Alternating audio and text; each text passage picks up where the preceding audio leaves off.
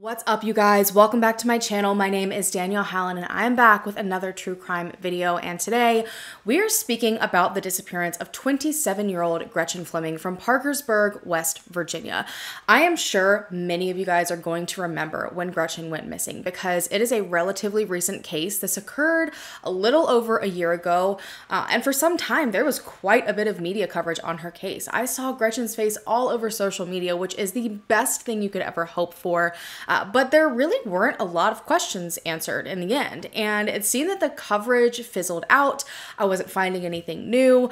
There were a handful of Facebook groups and locals that were maintaining efforts to find her, and obviously her family, but I just feel like there were a bunch of missing pieces in her case. But things have ramped up more recently because Gretchen was featured on the newest season of Disappeared. Her family has come forward and said they wanted to be able to clear things up. They wanted to answer some questions and get out as many details as possible in regards to Gretchen's disappearance because they're hoping that someone saw something and can help find her. So let's get into the details. Gretchen Fleming was born on December 24th, 1994, and she was raised mainly by her father, David, in the town of Parkersburg, West Virginia. And according to her father, this was a great place to raise kids. Parkersburg is a very tight-knit community. All the neighbors look out for each other. It's considered to be a safe place. And based on their response to Gretchen's disappearance, I 100% agree with every single one of those statements.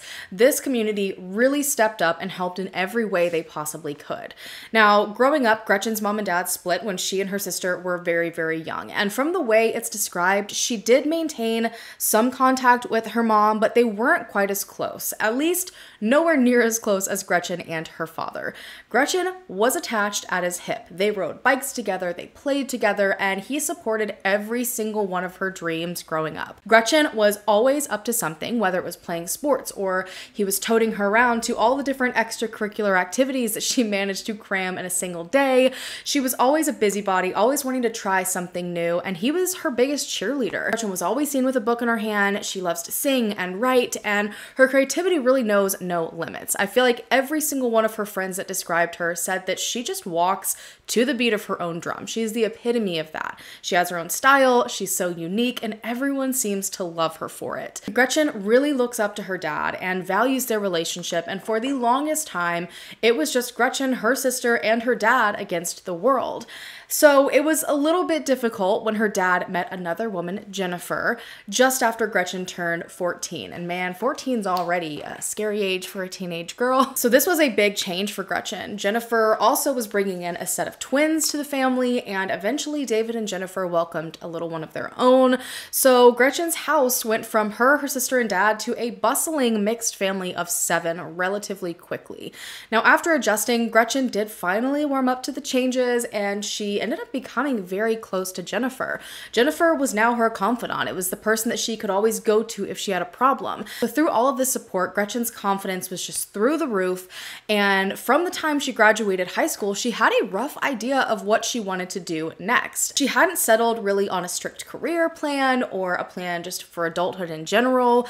She went the route of, I want to go and experience life as much as I can. She was young, she wanted to see new places, and for as long as everyone could remember, she hoped to move from Parkersburg, which isn't a tiny city, but it was a relatively smaller city, to a large city. Specifically, she wanted to move to either Raleigh or Charlotte, North Carolina. Now, this was going to be so exciting for her. It was going to be a change of pace, and everyone knew that Gretchen would absolutely make it there because when she set her sights on something, she made it happen. So off she moved to North Carolina. Gretchen started to work different odd jobs to pay her rent. She was really living day by day, learning about herself. She was being young, and her family always said no one was really worried about her because Gretchen just always somehow figured it out. She went with the flow, she was a free spirit, and she just made things happen. She eventually ended up going to school at both William Peace University and Shaw. Both of those are in Raleigh, North Carolina, where she studied political science, and eventually she met a guy, and they were all about each other to the point that she moved to Charleston, South Carolina to be with him. And according to her family, it was pretty serious. They had a few conversations about marriage, But around this time, Gretchen's life unfortunately became difficult. I don't even want to say difficult because it's just life. It was just challenges, things that she was having to face head on, but unfortunately, they were rough challenges. Gretchen's mom got sick or something happened. I'm not exactly sure what it was that placed her on life support. And Gretchen was the only person written down that had the legal ability to agree to stop life support. And I guess it got to that point where Gretchen had to make that decision. I cannot imagine what it was like having to do that. And around this same time, Gretchen and her boyfriend also made the hard decision to go their separate ways. So this was a lot all at once. She had so many different things changing around her in a big way. So she decided to move back home. She needed a reset. She needed to figure out what direction she was going to go from here. But at this point, she was 27 years old and didn't really want to move back home.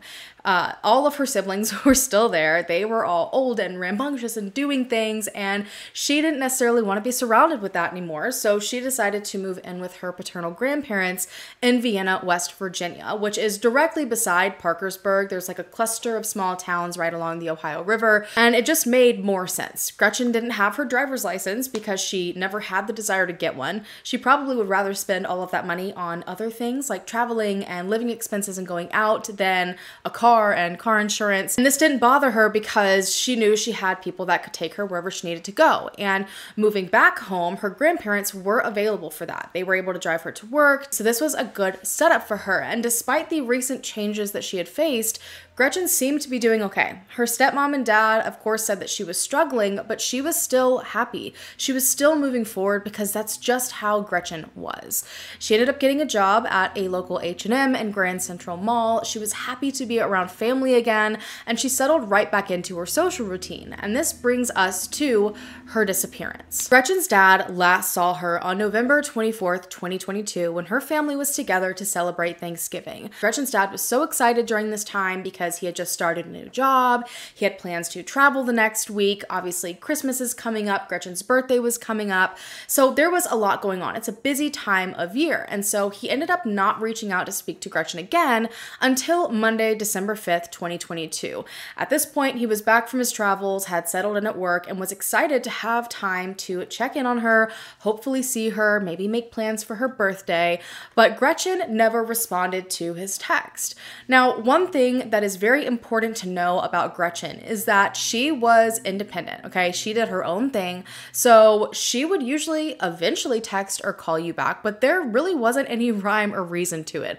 I feel like in so many different cases that we look into, everyone's like, this person was clockwork. They would immediately text back. But with Gretchen, you just never knew what you were going to get. Sometimes she would speak to her dad every day. Sometimes they would go a week plus without speaking. So he didn't have any reason to think much of it when he reached out again on the 8th and still didn't hear anything back from her. So there really wasn't any concern until December 11th, when Gretchen's grandmother showed up distressed at her parents' door.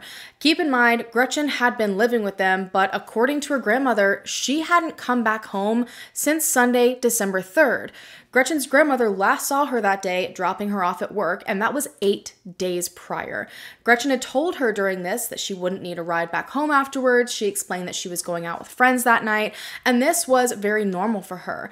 Her grandparents had a strict rule at their house that they locked the door at 10 p.m., and if Gretchen wasn't there, she wasn't getting in, and Gretchen understood and respected this rule. So usually when she planned to be out late, she wanted to go out with friends, she would just crash at a friend's house. And she did this pretty frequently. Gretchen would sometimes spend days away with friends. I mean, she was an adult, try to remember that, so no one really thought twice about it. When Gretchen didn't come home in the first few days, no one was alarmed, but when a week had passed, the longest that she had been away, her grandmother knew that something wasn't right. Everyone started to call Gretchen's phone to see what on earth was happening, but it was going straight to voicemail, which made everyone that much more unsettled. So they decided to head out to downtown Parkersburg, where Gretchen would have gone out the night that she was last seen. They were hoping that if they went to all of the different places Gretchen frequented, someone would know who she was with that night, if she left with someone, if she said she was heading anywhere, just some sort of answers. And they stopped at her favorite place to go, a sports bar called Front Row. Now, they showed the bartender's Gretchen's photo, and sure enough, the bartender had seen her that night of the 3rd. And not just that, they had Gretchen's purse. The bartender at Front Row said that Gretchen had been at the bar that night with a few friends and ended up leaving with a guy named John. And the following day, John showed back up at the bar with Gretchen's purse and handed it over to them, saying that she had lost it. So this is seeming a little bit sketchy. But John was not a familiar name to her family. So while this was giving them, at least a little bit of answers, they know where she first started out that night, who she may have been with, it scared them more than anything else, because who was this guy? Why would he have her purse and then turn it over to the bar the day after she goes missing? Family also happened to run into a few of her friends while they were there, and they all corroborated this exact same story with John, saying that she left Front Row with him, and they said that the two were actually heading to a place called My Way Lounge for karaoke. So we now have another place Gretchen potentially went, but her friends hadn't seen or heard from her since. So obviously her family went straight to My Way Lounge, still in the downtown Parkersburg area. They wanted to ask them questions, see if she went somewhere from there, and everyone was so helpful. The DJ that had been there that night of December 3rd was there again, and he too remembered Gretchen being at the bar, and he confirmed, just like everyone else, that she had been with a guy named John. But after this, no one seemed to know where she headed, if she left with John. The trail seemed to go cold. So her parents went home to try to regroup and figure out what to do, because at this point, they knew that Gretchen likely hadn't just disappeared. She wasn't off somewhere with friends. It felt like something had happened to her, because when they opened up her purse, everything of importance to her was still in it.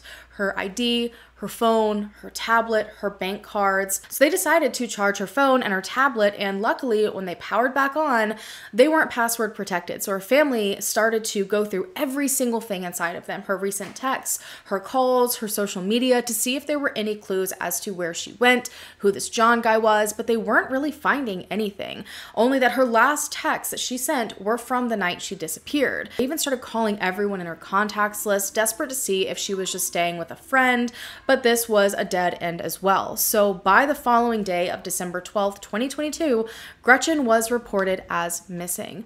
But at this point, there was already so much lost time, you guys. That's an entire week. So police didn't have any time to waste, and they dove right in, assigning Detective James Zimmerman to the case. Not only had it been a week since she was last seen, but they also were not working with a lot here. They had no way to track her through her phone or her bank cards, a lot of the different ways that they typically rely on, because her purse had been sitting at the bar the entire week. So they wanted to at least cross off some of the possibilities to help them direct their focus. So authorities started to call local hospitals and shelters, and they checked in the police system to see if maybe she had been in an accident. Maybe she was picked up by police officers while downtown, but there were no hits. They also went back behind her family and combed through all of her social media again, but still nothing. So they started to reach out to her friends, where they again confirmed she's with this mystery guy named John. From there, they began to spread her photo in the media, hoping that someone would come forward with tips, not only to figure out where Gretchen was, but to figure out who John is. And that same day, John himself ended up reaching out. He wanted to clear his name and give police all the information that he had. John proceeded to tell the police that he had in fact been with Gretchen that night. He confirmed they went to Front Row, then they went to My Way Lounge, so everything seemed to be lining up so far. Once they were inside, they ended up getting separated at some point. John told police that he had tried to look for Gretchen once he realized she was nowhere to be found. And eventually, he ended up figuring out that she left her purse in his car when they went from one bar to the other. So he didn't even have any way to call her and make sure she was okay, see if she still needed a ride home. So after walking around the downtown area for a while trying to find her, he ultimately figured that maybe she found other friends, maybe she already left, so he decided to go home. They asked him at this point, why did you take her purse back to Front Row? Because to be honest, this was still a little suspicious detail in this story. It was kind of weird. John claimed that this was the only way he thought he could get it back to her. He didn't know where she lived, so he couldn't go drop it off at her house. He obviously couldn't call her on her phone to say, hey, I have your purse. But one thing that he did know was that she frequented Front Row and would very likely stop by there to try to figure out where her purse had gone. So at this point, they were for the most part able to confirm John's story. And he even went and spoke to Gretchen's parents. He was devastated over what had happened. He felt so horrible that she had gone out with him and he left thinking that she was fine, and instead she turned up missing. And he was willing to help whatever way he possibly could. So what originally seemed like a promising lead was now completely explainable. Now they were left with the question of, where did Gretchen go at My Way Lounge? Did she leave by herself? Did she leave with someone else? There were so many more questions. And by the following day of December 13th, the lounge actually answered some of those questions. When I tell you that this whole town was playing FBI and doing everything they could, I mean it. The owners of My Way Lounge heard about Gretchen's disappearance, and so they went through every single inch of their surveillance to see if they could figure out when she left, if she left with someone, or if she left alone. And on the footage, they captured exactly what happened inside and just outside of the bar. On the footage, they were able to confirm that Gretchen and John arrived together. And just as John had said, after a while, they got separated. Gretchen was captured sitting alone at the end of the bar, and a few seats down, John was actively engaged in conversation with a few other people. So he didn't notice when an older man walked up to Gretchen and handed her a drink. Big red freaking flag. Gretchen and this older man had a conversation for a bit, and she eventually followed him into the gambling room at the lounge. And after about 30 or 45 minutes, the camera caught them both coming back out of the gambling room together, and they left the bar. And according to the bar, this man that Gretchen left with was 55-year-old Preston Pierce. The way that this town was just able to name off people left and right, the level of appreciation that I have for that is huge. That helped this investigation so much. John had gone to the bathroom when Gretchen and Preston had headed out of the bar, so he had just missed her, you guys. And after he returned, you can see him on surveillance searching the bar, trying to find her before ultimately leaving. All of this footage was handed over to the police. The bar said that Preston wasn't necessarily a regular there, but they obviously knew him enough to know him by name. And because he was now the last person to be with Gretchen, an active missing person, police immediately brought him in that night to question him.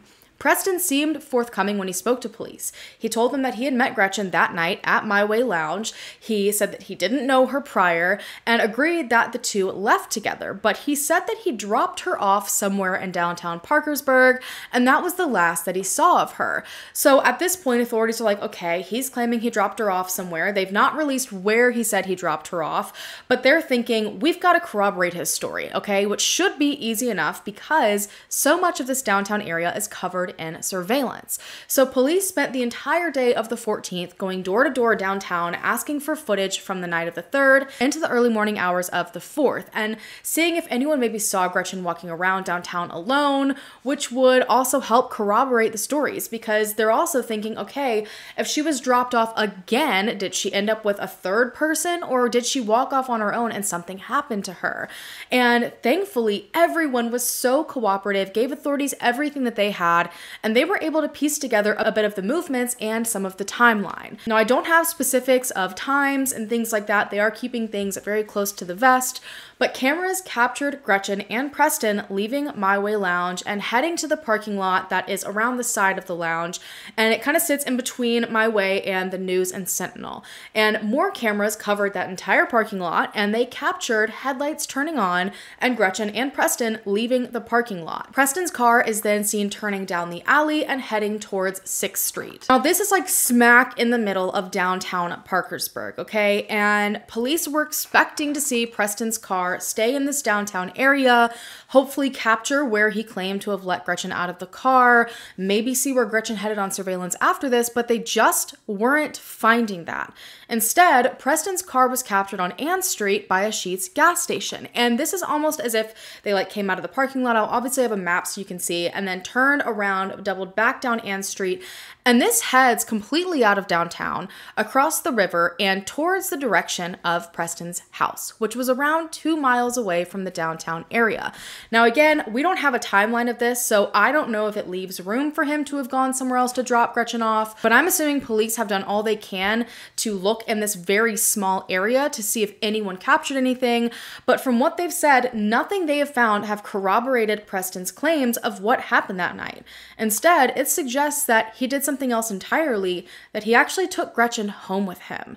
Now, despite continued efforts to find signs of Gretchen walking all around the downtown area, desperate to see if maybe they just missed something, they just weren't finding it. So by December 15th, they were able to secure warrants to search Preston's home, his electronics, his vehicle, and his storage unit that he had. And I do want to state really quickly that when all of this was initially happening, police were not releasing his name at all, so no one was really coming forward. It was just this mysterious guy out there that was potentially connected to Gretchen's disappearance. Now, separate search teams headed out to check all of these different places. Police, again, have been pretty tight-lipped on what was or wasn't found, but I do know that multiple potential pieces of evidence were gathered and sent off for forensic testing, but that's the extent that we know so far. We were able to pretty well zero in on a person of interest that we needed to speak with. What is this person saying about the night of her disappearance, and are there any inconsistencies so far? Initially, within 24 hours, our investigators did speak with him. In that time, he did confirm that Gretchen did leave the My Way Lounge with him. He provided a ride, but then it became very inconsistent in regard to where they parted ways. We've furthered the timeline and the time that we believe that they may have been together with other surveillance videos, things of that nature, that has the vehicle that we've provided you photos of traveling in the direction at least towards the person of interest residence. He has denied she was ever there, but once again, it was very inconsistent. Can you share with us why this person has not been charged yet? Well, we don't have a crime. It's still an investigation. We're still looking for Gretchen. We do not want to speculate. Still hoping that there's a positive resolution to this. Quite honestly, the investigation is flowing, but we are at a point that we are comfortable saying that we believe this person of interest has more information that he could provide us and that we would like to have, but we have not gotten.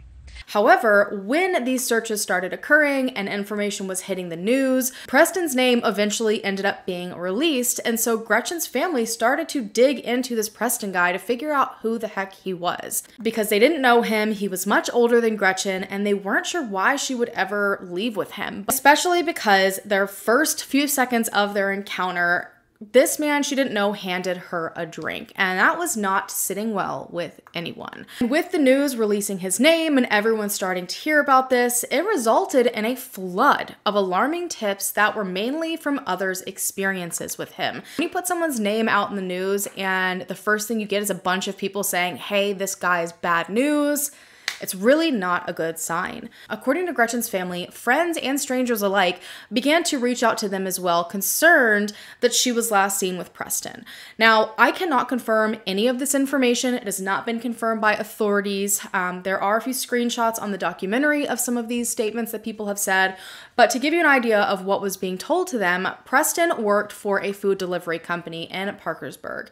And according to several women, I am talking like several women in the community, he used his position at that job to prey on them. Obviously, working at a food delivery company, he would have the names of the people he was delivering to, their addresses, their phone numbers, and story after story started to come in where women said that after he would deliver them their food, he would start to personally text them inappropriate things after making his deliveries. There was one woman that said that he was like showing her and sending her pictures of ropes and just like really freaky things that made them uncomfortable. Several people also claimed they had to just stop ordering food entirely from the company because of how uncomfortable it was and how persistent he remained. Other women ended up coming forward as well, saying they had encounters with him at several bars in downtown Parkersburg, people saying that he harassed them and stalked them. It was a really scary situation. And it wasn't just one or two people coming forward with this, it was just comment after comment, message after message. And most alarmingly, a story came from one of Gretchen's family friends. She apparently had a close close friend that met Preston at one of those bars in downtown Parkersburg. And the next thing she knew, she woke up at Preston's house and had no idea how she got there. Now, she did report this to the police, but this made Preston approaching Gretchen with a drink even more frightening than it already was. Now, again, police have refused to speak on all of these different claims, but Gretchen's family and all of these people have been very, very vocal about what happened to them. Now, at this point, it seems that Preston had started just refusing to cooperate with police. I think once his name got out there and people started saying things, he got an attorney, and from my understanding, just completely remained quiet. He would not cooperate any longer. So searches began in areas that Gretchen could have ended up in.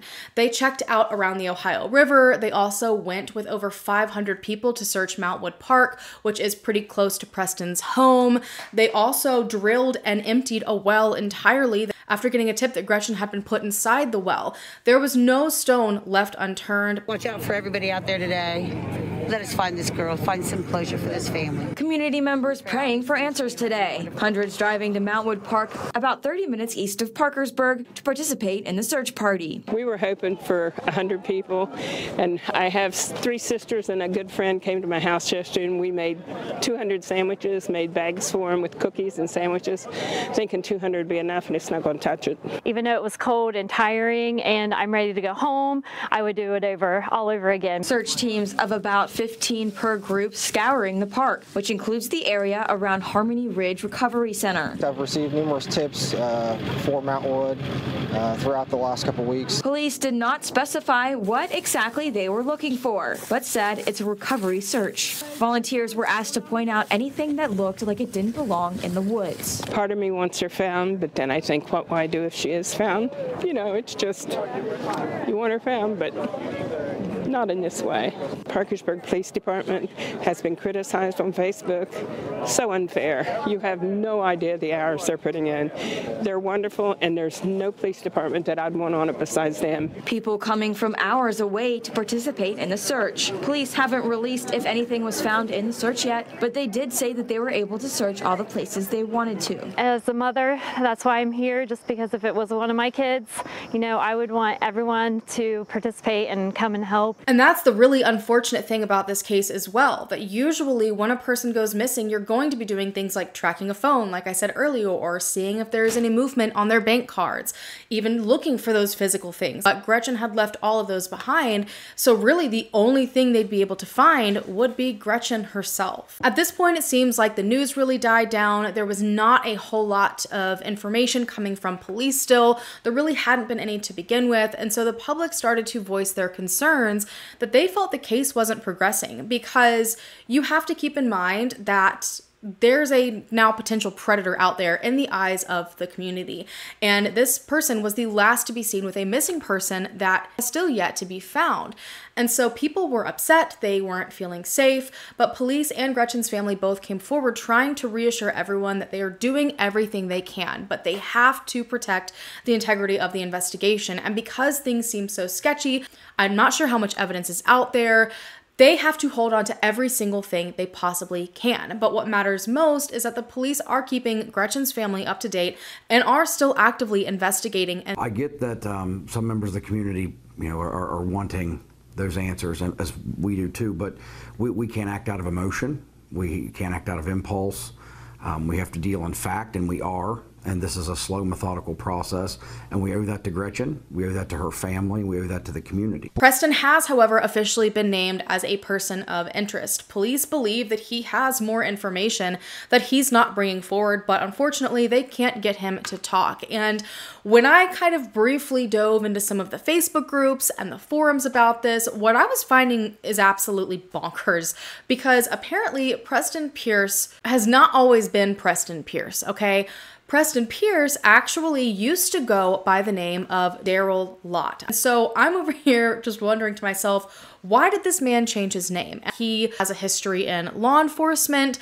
There's just a lot of information that is circulating out there that I've not been able to confirm or deny, and no one other than these forums really seem to be talking about. I've seen claims that he's now living in a homeless camp somewhere. I have also seen claims that he was selling a bunch of guns and other questionable things almost immediately after all this happened. Like, people have got screenshots. The level of FBI work that's going on out there is absolutely crazy. But again, we just don't know if any of that is connected or if it's all just some crazy coincidence. And the police are just having to trudge through all of this information. Now, at this point, everyone in the community has done all that they can to gather surveillance. They have assisted in searches. Posters are still all over Parkersburg to remind people that Gretchen is still missing. They're in people's yards. Her family has put banners up. There have been t-shirts made and bracelets made and vigils held.